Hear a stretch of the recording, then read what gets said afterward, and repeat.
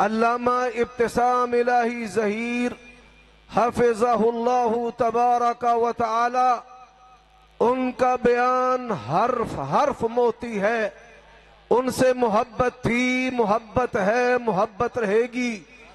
اور تشریر علامہ برادر اکبر علامہ معتصم الہی ظہیر حافظہ اللہ تبارک و تعالی، اور تیسرے بھائی اپنے ہیں لیکن ابھی کچھ دور ہیں.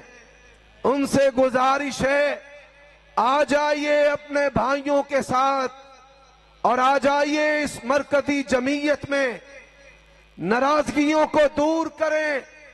آپ ہمارے ہیں اور ہمارے اکابر آپ کو سینے لگانے کے لیے تیار ہیں.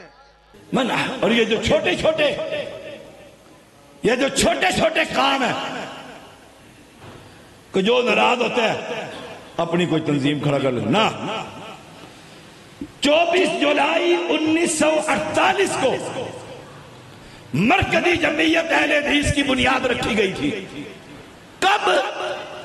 مولانا داؤد غزنوی رحمہ اللہ 24 جولائی 1948 کے اندر اہل حدیث کانفرنس ہوئی تھی اور وہاں ہمارے اکابر جمع ہوئے تھے. مولانا داؤد غزنوی رحمہ اللہ، مولانا اسماعیل سلفی رحمہ اللہ، مولانا اسماعیل ذبیح اللہ، یہ کبار علماء، عبداللہ محدث روپڑی رحمہ اللہ، انہوں نے یہ جو کڑی وہاں سے چلی تھی، یہ مرکزی جمعیت اہل حدیث پاکستان آج اس کی صورت ایک موجود ہے. چھوٹی چھوٹی جو نہریں، چھوٹے چھوٹے کھالے، یہ سارے لے آؤ اور من احب للہ، اللہ کی خاطر مرکز جمعیت میں مل کر ایک ہو جاؤ، متحد ہو جاؤ. بدعتی متحد، قبر پرست متحد، رافضی متحد، اور یہ توحید پرست. اس کی لڑائیاں نہیں ختم ہوتی.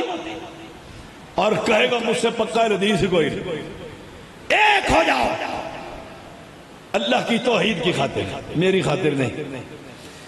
چھوڑ دو. پیغمبر نے فرمایا جو حق پر ہوتے ہوئے اپنا حق چھوڑ دیتا ہے اپنے بھائی کے لیے، میں محمد اس کو جنت کی گارنٹی دیتا ہوں.